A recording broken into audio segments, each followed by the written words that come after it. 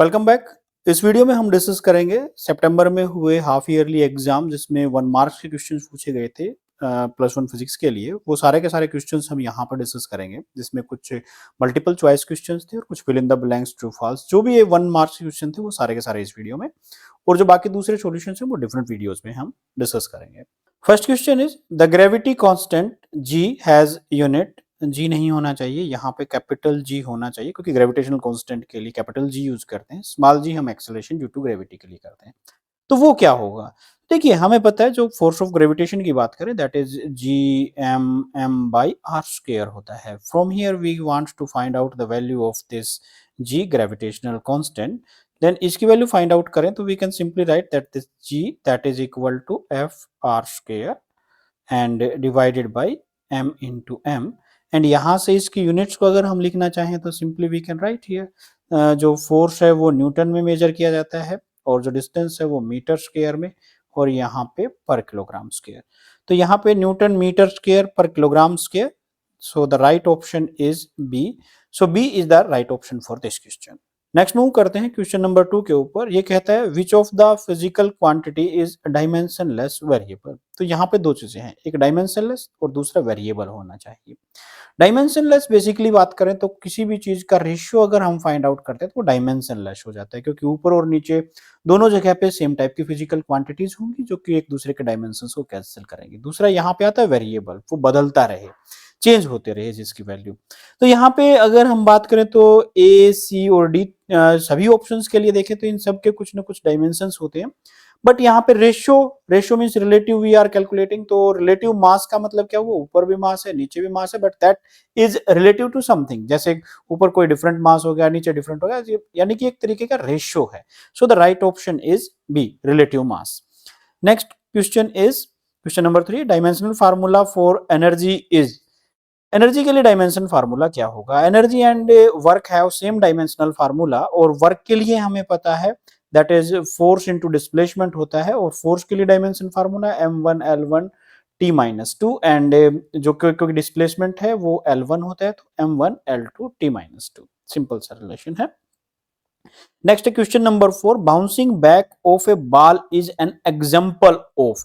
Bouncing back, एक फर्श से कोई बॉल टकराती है, किसी दीवार से टकराती है और वापस वो फिर उसी मीडियम में वापस लौट जाती है उसी जगह पे। तो इसका मतलब वहां पे फोर्स लगाई और उसका रिएक्शन उसको मिला है। तो यहाँ पे रिएक्शन, फर्स्ट लॉ की बात करें तो फर्स्ट लॉ इनर्शिया को रिप्रेजेंट करता है, सेकंड लॉ यहाँ पे फोर्स को रिप्रेजेंट करता है, जीरोथ लॉ यहाँ पे है ही नहीं न्यूटन का कोई इस तरह का, हम यहाँ पे डिस्कस नहीं करते। और जो थर्ड लॉ है वो एक्चुअल में रिएक्शन को रिप्रेजेंट करता है। तो this is the right answer, that is third law of motion, जो कि डी के ऑप्शन है यहाँ पे। Question number 5।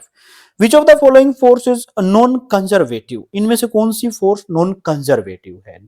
तो यहाँ पे देखिए, जिसमें हम उसको वापस गेन ना कर सके, बेसिकली एक सिंपल सा वर्ड में समझे तो वो बनती है। तो यहाँ पे फ्रिक्शनल फोर्स जो है वो नॉन कंजर्वेटिव नेचर की है। So the right answer is B. Question number 5 के लिए जो राइट आंसर रहेगा वो बी होगा।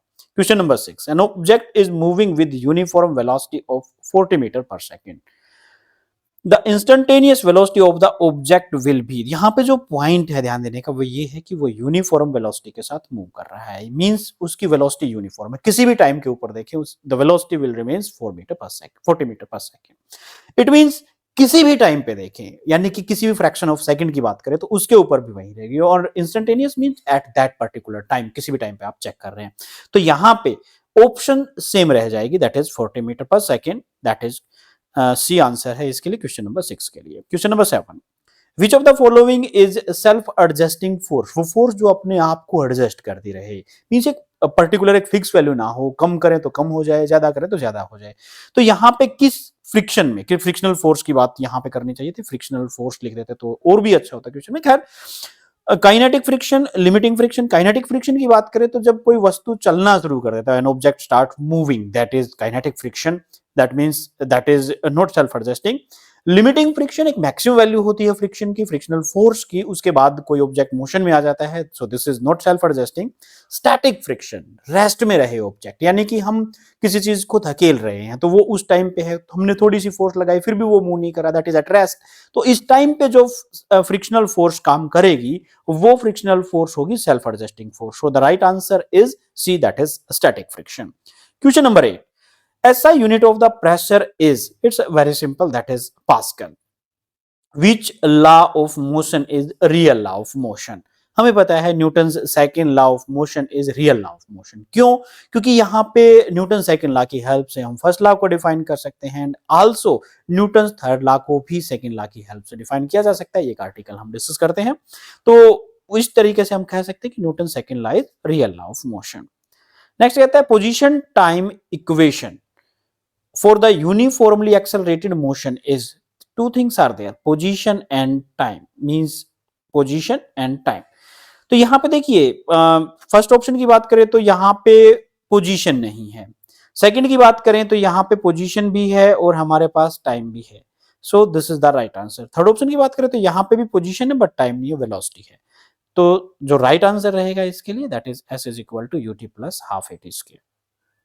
नेक्स्ट है फिल इन द ब्लैंक्स। ये तीन क्वेश्चंस हैं जिसमें हमें ब्लैंक्स फिल करने हैं जो भी यहाँ पे है। The mathematical expression for the kinetic energy is, mathematical expression, mathematical formula जो होता है that is half mv square, where m is mass and v is the velocity of the object. Commercial unit of power is, तो देखिए यहाँ पे commercial unit of power that may be kilowatt हो सकती है, मेगावाट हो सकती है, इनमें से कोई भी हम लिख सकते हैं। एक चीज ध्यान रखिए कि यहाँ पे कमर्शियल यूनिट ऑफ पावर पूछा है, अगर यहाँ पे एनर्जी पूछता तो किलोवाट आवर हम यूज कर लेते at the place of this kilowatt, kilowatt hour हो जाती यहाँ पे और मेगावाट आवर हो जाती। अब कई बार ये कंफ्यूजन रहता है कि हम हॉर्स पावर क्यों नहीं यूज करते, तो यहाँ पे हॉर्स पावर नहीं आएगा। हॉर्स पावर एक तरीके से कन्वेंशनल यूनिट हम कह सकते हैं but that is not commercial unit. तो ये ध्यान रखें कि यहाँ पे जो कमर्शियल यूनिट होगी वो किलोवाट या मेगावाट हो सकती है। नेक्स्ट है यहाँ पे the resultant force acting on a body when the system is in equilibrium is, resultant force जब कोई भी चीज इक्विलिब्रियम में होती है तो इक्विलिब्रियम का मतलब ही है कि उसके ऊपर कोई और फोर्स एग्जर्ट ना कर रही हो, सारी फोर्सेस एक दूसरे को बैलेंस करती हैं। So the right answer is 0, no resultant force is acting on that. Next है यहाँ पे क्वेश्चन नंबर 14 एंड 15। यहाँ पे 14 और 15 ट्रू फॉल्स टाइप के क्वेश्चंस है, यहाँ पे हमें बताना है कि कौन सी ऑप्शन ठीक है कौन सी ऑप्शन गलत है।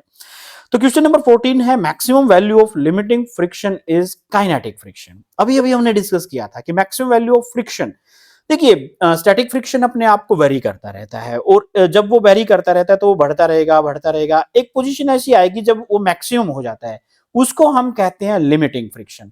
तो इसका मतलब उसके बाद फिर वो मोशन में आ जाता है, मोशन में आ जाएगा तो कुछ फ्रिक्शन डिक्रीज हो जाता है और जब वो मूव करना शुरू करता है तो उसको हम यहाँ पे कह देते हैं काइनेटिक फ्रिक्शन। तो यहाँ पे जो सबसे मैक्सिमम वैल्यू होती है फ्रिक्शन की वो लिमिटिंग फ्रिक्शन होती है। सो यहाँ पे ऑप्शन दिया है वो कहता है कि भाई maximum value of limiting friction is kinetic friction, झूठ बोल रहा है। सो दिस इज फॉल्स, तो फॉल्स ऑप्शन रहेगा इसके लिए।